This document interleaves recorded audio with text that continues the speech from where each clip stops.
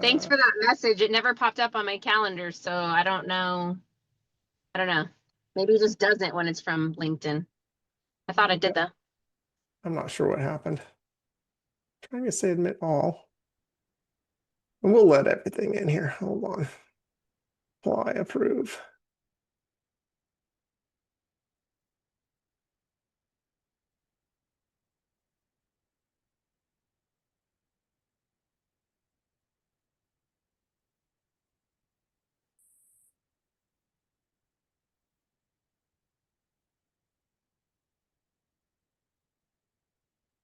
And we got people filtering in.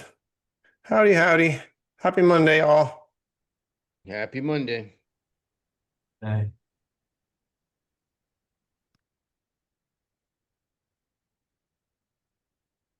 So I'm looking forward to this one. This one's a little different than what I normally do, because I'm not going to spend time talking about the networking sales side of this. This isn't actually a service I even sell, but it's a consulting thing that I talk to people about. So I was revisiting my notes and excited about talking about this. So, okay, it's 12:01. I'm going to continue admitting people. Admit, admit, admit. But we're going to jump on here because I do keep these to a half hour and I pack them full. So you may notice that there is a link in the chat that you can look at that I'll talk about later. I posted my standard contract that I use for Fractional. I'm sure there's a million that are better, but it's what I'm using. I'm very happy with it, and you're welcome to steal from it. Okay, I'm still continuing to accept people in, but we're going to dig in here. So, Brian, can you share that link again? yeah. Question is how? Bear with me for a second. I will find it. It's here. This is how we're going to look at it later, but this is the address here. And I'm going to put it, you know what, that may have only gone to the waiting room. Everyone chat. No, it's there. It doesn't show up for anybody that came in after you posted it. Gotcha. Okay, I just posted it again. Can you see that? No, not yet. Okay. If not, we'll swing back to it later. This is the address here, but we'll swing back to it. And I can just email everybody too if I need to. So getting going here.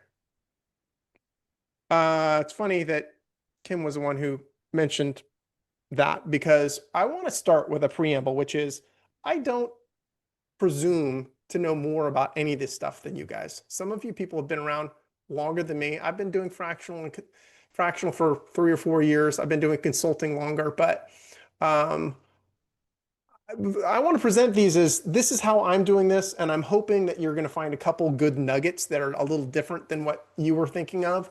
But I'm not saying that my way is better than anybody else's way. I can tend to be somewhat of a contrarian, so you will find some of these approaches are a little different than some common ways that are done. So again, hopefully that'll give you some good, interesting ideas. So this is my fourth webinar I've done. I do them every 2 weeks. The first one was about not selling and networking instead of selling. The second was the mechanics of how to scale that up.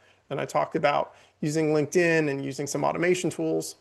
The one I did 2 weeks ago was more about specifically messaging with the C-suite, who is who fractionals usually talk to. And today, I'm calling this an engagement playbook, but it's really about what kind of engagements are ideal, what size, how long. I had this link, I'll share my contract.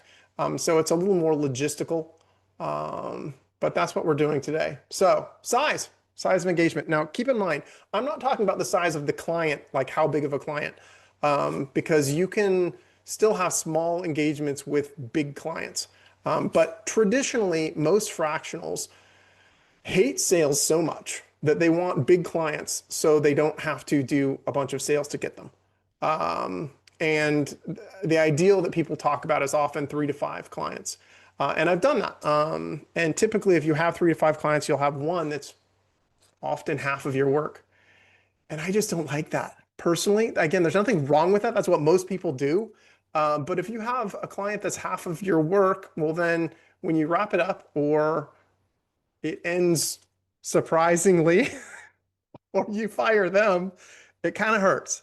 So I am a big fan of small engagements. Small engagements are easier to close because they're smaller. You're not asking for so much money. They are a diversified portfolio of clients. So I have a dozen little clients right now. Again, that's weird. Okay. So I'm not trying to say that's normal. It's not. It also somewhat changes the power dynamic. If you have a client who is a big chunk of your work, it starts feeling an awful lot like a W-2 job. And they start often, again, you are in charge of setting your own boundaries. But you can have people saying, hey, I need you at this meeting tomorrow at 9. And that's not really why most people started doing fractional consulting work, is so somebody would do that to them. So when you have smaller engagements, typically somebody might say, are you available for a meeting tomorrow at 9? But I think the power dynamic works a little better. So I like little jobs. You might want to think about that. It's easier to diversify when you do that. Length of engagement.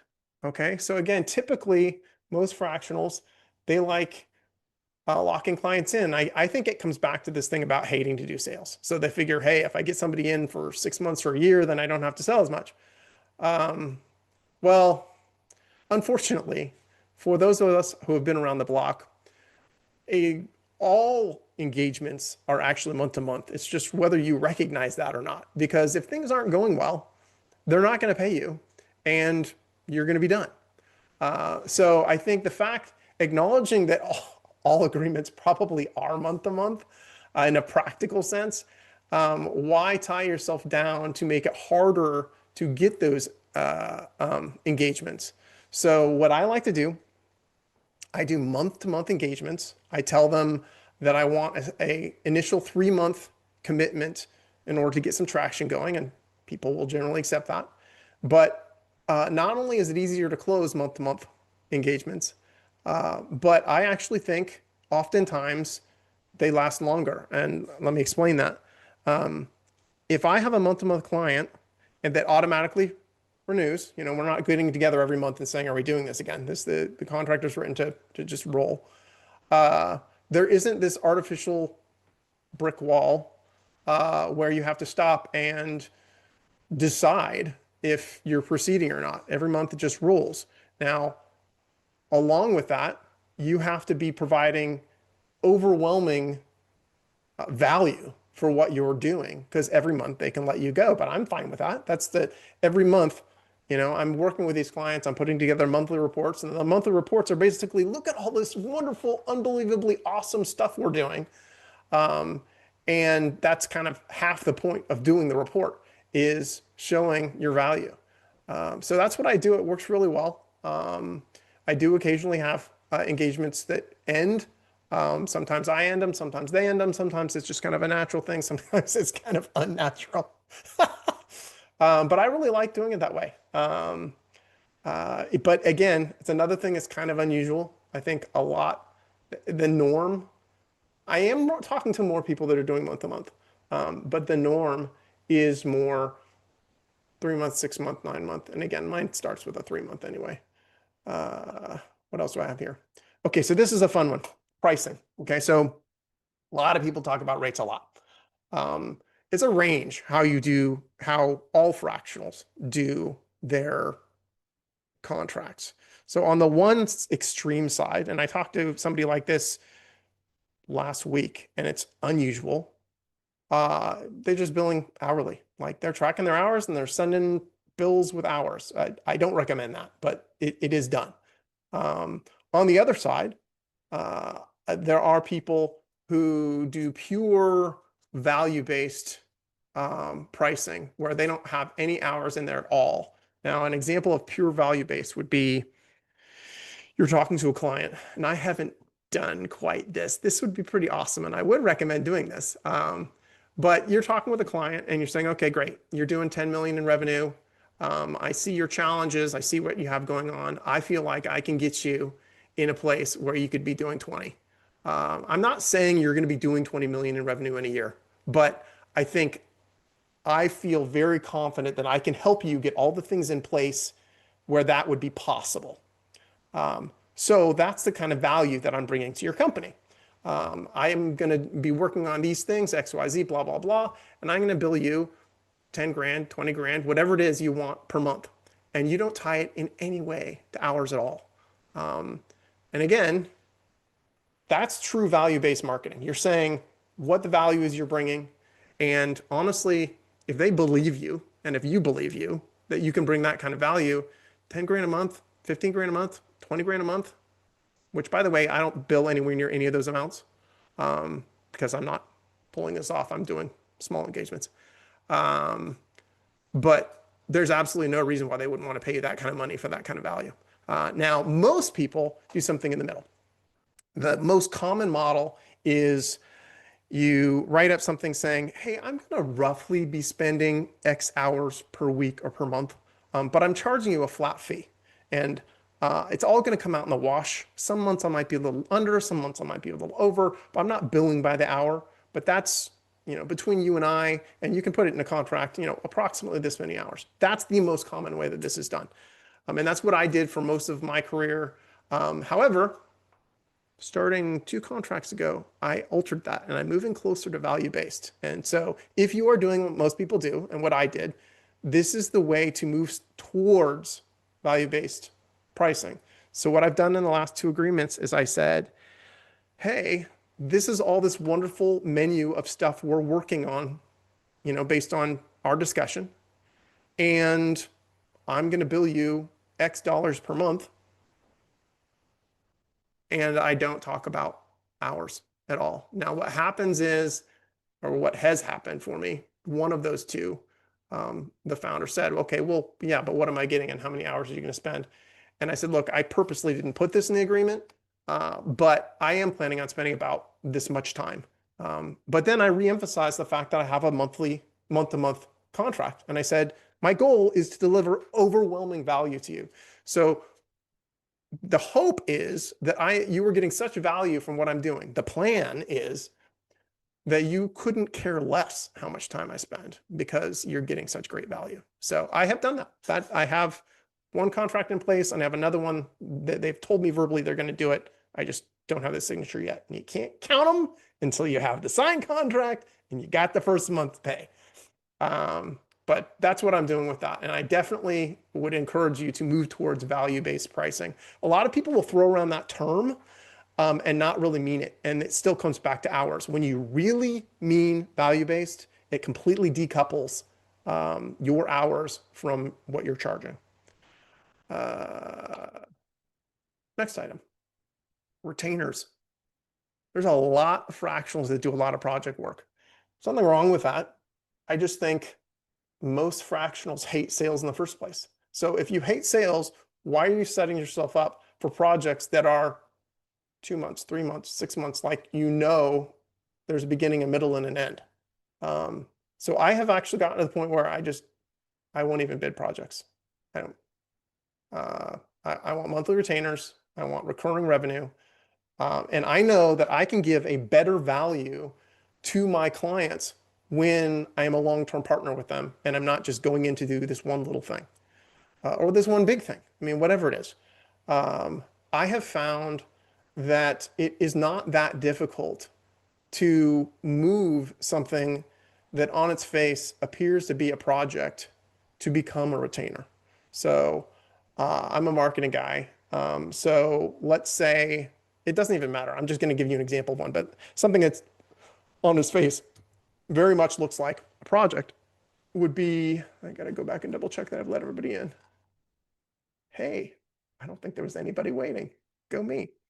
Like a new website or implementation of a CRM system or something. It's very easy to look at that and go, well, that's a project. But I'll talk to the clients more and I'll say, well, actually, with this new website, have we thought a lot? Are we trying to reach the same people that you were trying to reach before, or are these different people? And is it the same product or a different product? And do you really have your branding and your messaging nailed down? I mean, there's like a lot of stuff that needs to happen to do the website, to do it in a way that is best for you. And it just, for your industry, it'll be something else, but it's the same idea. There's a lot of background, often foundational work that was never done that needs to happen in order to do the best job you can at this project they're looking at.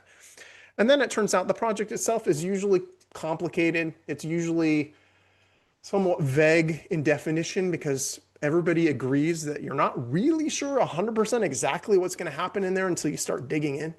And then there's all kinds of, tentacles of things for that go other places. And when this project is done, is it ever really done? And upgrades and changes and monitoring and metrics and circling back and feedback loops. So I think it's pretty simple to talk to a founder and say, this is an ongoing challenge that we need an ongoing solution for. It is not a project. And frankly, for me, if they don't buy that, then they're not my client. It is hard to learn that as fractionals, especially if you're scratching by and you're struggling. And I'm going to be the last person to tell you to not take a job if you need the money. Take it. But there are people who aren't your client. I mean, you've all had ones, if you've been around for a while, that are not worth the effort. They're not worth your client. They're not you. So this is another thing for me. Commissions. Let's talk about that for a minute. So I'm big on networking, and I've spent a bunch of time in other talks talking about how important networking is and asking for referrals and introductions. And I wholeheartedly believe everything I said. And those 99% of the time, there's no money that's passing hands. Everybody's trying to help each other out, and that's fine. However, there are times when you bump into someone who can be a strategic partner. Usually not. Like, a lot of fractionals want to get together these little cadres of their little 6 fractionals that are going to all trade stuff between them. I'm not talking about that. I'm talking about like, if I work in a certain area and there's a school that teaches in that certain area, and we have a lot of overlapping and complementary things, then I might want to make an arrangement with that school, for example. I love commissions. I love paying commissions. I would suggest in those situations, the best possible arrangements are really simple. I like ones that are ideally like one-time pay. They can be forever pay, but that creates all kinds of paperwork and complications and potential bad feelings a year from now when you or they are still paying on something. I like one-time pay, but I want them to be big. Nobody's going to want to send me a commission for $100. So I've got an arrangement right now with someone where when they send me someone, if they stick for 3 months, which they all stick for 3 months, but I did stipulate the 3 months. After I get paid for the 3rd month, I pay them 1 month worth of my work, which is a big chunk. It's, in this particular case, and again, for most of you, it's going to be a big chunk of money. And I want it to be a big chunk of money because I want them to be like, holy cow, I can't wait to send somebody else to him. And from my point of view, I already have this money in my pocket. I would never have had any of this if it wasn't for them. And it's a one-time big payment, and then I'm done and I own the client after that. So that's how I did that one. Now you can do it all kinds of different ways, but that one is short. It's risk-free because I already got paid, and I feel like it's generous. So that's what I do. And again, most people I don't do that with. Most of them, I'm happy to give them introductions if I can, and they're happy to give me introductions if they can. Contracts. So I'm looking over at Kim out of the corner of my eye. I see you. The way I do this is a two-part agreement. I have a master service agreement, which basically I can reuse forever, and it's the basic legal stuff. Now let me rephrase. Let me back up a step. Now that I said this, I am not an attorney. I ran my agreement by an attorney recently, and he had great compliments for it. And it's something that has evolved over many years that I've used, and I'll share it with you. But this is how I do it. Okay, I have a master service agreement that has the legalese in it, and it's short. I purposely, my agreement is less than a page, and I feel like for me, the longer they get, the more likely you are to get redlined. And I don't want to be redlined. So I just keep them really short. My particular contract, when I ran it by an attorney recently, this was in the last couple of weeks, he said, wow, I have never seen this much covered this fast. And I'm like, should I charge you for using that as a template? He's like, can I use it as a template? I'm like, sure. And it's not perfect. Like, for example, when we look at mine later, mine doesn't have NDA stuff in it. I personally don't feel like NDAs are worth the paper they're written on. As a not attorney, as all the attorneys scream in horror, I think if you want to keep something a secret, don't tell anybody. So it's two-part. Master service agreement, which is the part I'm going to share with you, and then the scope. The scope, honestly, I cheat on the scope. A lot of times the scope, all I do is like copy and paste an email that I already had with the client saying, hey, this is the kind of stuff we're going to cover. I'm very loosey-goosey about it intentionally, because with these month-to-month agreements that I do, I am not promising XYZ. I'm giving them a menu of things that we can work on that I don't care. We can change it up. We can do something different. As we learn and do things, it's okay if the client wants to authorize to do something different than the original plan. So that's my scope of work is really flexible. Now, what this arrangement does, though, is it puts you in a position where you do need to be able to set boundaries, because I didn't say how many hours, and now I didn't say exactly what I'm doing. So this is very much based on trust and the fact that I've got a month-to-month agreement. So they could, going into this, they know they could fire me if they need to. That doesn't happen, but it could. So, and it makes them feel all warm and fuzzy that they can get rid of me quick if they need to. So let me share that with you.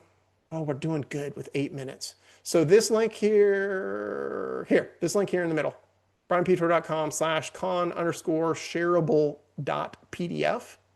And I'm going to go over here to look at it real quick. Is it going to let me go over there? Come on, buddy. Escape. F11. Go away. There it is. Okay, I've got nice and big. So I told you, this is the master service agreement that I have. It's very short. There's 10 points. It's less than a page. Not giving legal advice, just saying you can steal stuff if you want. What is worth noteworthy on here? I already told you that I'm charging monthly, 3-month engagement, month to month. Saying I'm going to do my best, commercially reasonable. This one's important as a marketing person. Well, actually, for probably anybody, I'm saying that they can, once I'm paid, anything I create for them is theirs. Now, the reason why it's important to me that I say anything that I create for them, and the wording here was all materials created for the project, is I'm bringing my own tools, and I'm not giving those to them. So I'm saying if it was created for this job, then it's theirs. I say if they want to sue me or I want to sue them, it's they've got to come to me, basically. I'm going to put it in my venue. Again, one of the values of having small engagements, okay, don't tell anybody this. I'm not willing to fight over it. My contracts are small enough. There's no way I'm going to sue somebody over not getting paid. It's just not worth it for me. I won't let them get far behind, and they don't pay me a bunch per month. So what am I going to sue somebody over a couple grand and then not get paid? Because by the way, for those of you who haven't been in a lawsuit, when you get an award, that does not get you the money. So if you do have a problem, you can take them to collections or something. I don't know. Bottom line is, if you communicate well with your client and you mean well with your client, generally speaking, you're not going to have a lot of problems. Not everybody wants to be your friend, and there are going to be people who are out to get you. But if it's fairly small money, then what can they take from you? What else did I have in here?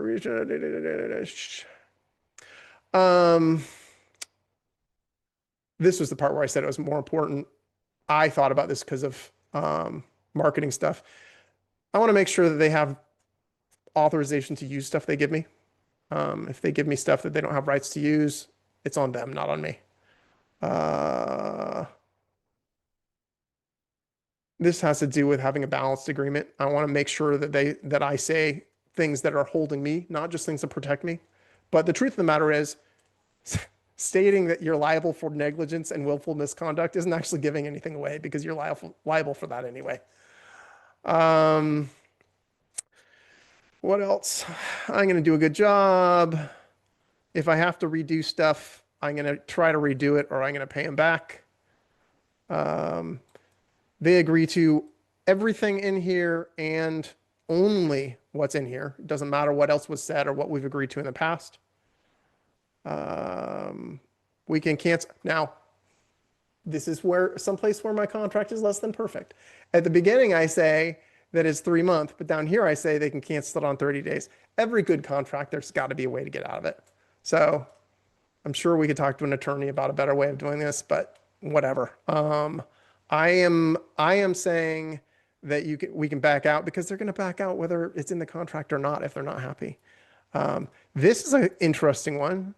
This pierces the corporate veil.